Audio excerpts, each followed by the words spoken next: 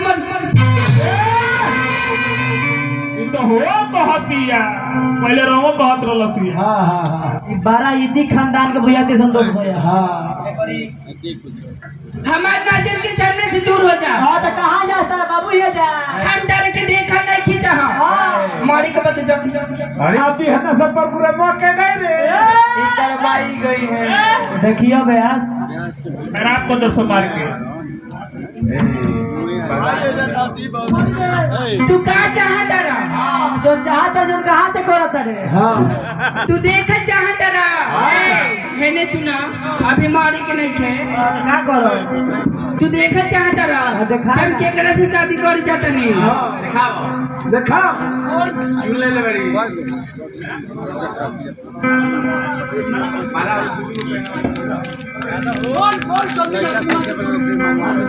तू यही जगह बैठ के तमाशा देखत रहा। हम चाहता नहीं अपन शादी कर। हाँ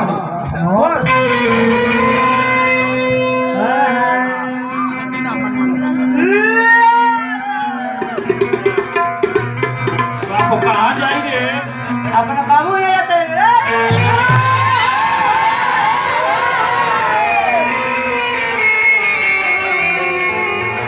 तो पलट गई। ठीक है अब तू देख ला कि हम केकरा से शादी करना चाहता नहीं। बोल तो ठीक है चुन लेते थे।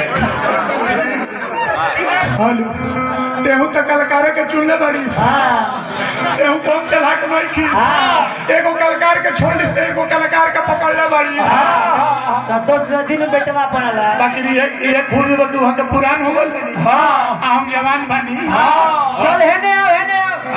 अब तू जा मारे चाहता नहीं अपने सैया जी के घर। अरे हेने आओ हेने आओ। अरे हेने लगना रे। आइबू की हम आई आओ आओ अब आओ आओ हेने आओ। का हो काका ए काका हमारे जोरी तू बसल बड़ा हमरे सामान घास का होता रहो। मर जाई रे बोल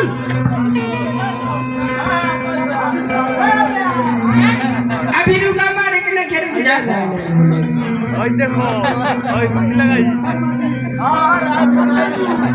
तहार शर्मा जी का करी है पटीदार में के उठावता रहा।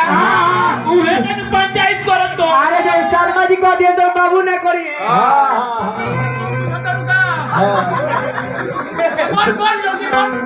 अभी मारे के देखे ही नहीं आवा। हाय हाय पटगल का बे। ये नहीं अभी पूरा रात बाकी बा। ला है 10 गो रुपया 5 रुपया के जहर खाली है। अब 5 रुपया हमारे लौटा दी। अच्छा ऊ का कर में 5 गो रुपया रउआ सब विचार करी जे 5 रुपए के हम जोहर खा ले आ 5 रुपए कर जो मर जाए भो तो लौटा खातिर को दादाजी है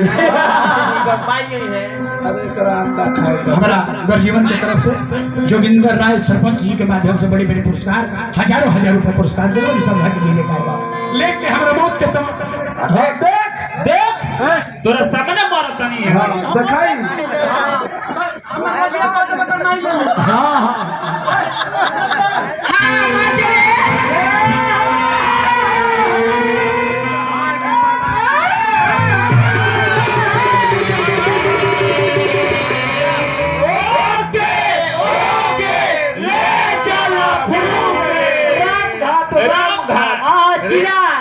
रेवा घाट लगही बा। अरे वाह पुल ले चलो लोग चंदन के नकली बड़ा सस्ता मिलेगा।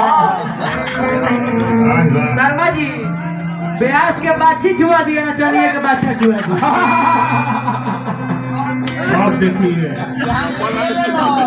जान ले ये तो मानो हाँ तो कल दिनों में गए तो देखिए तो बाबू ना आई है।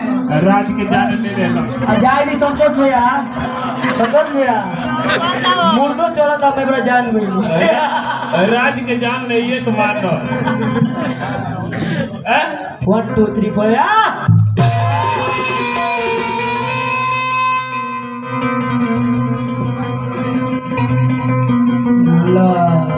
अरे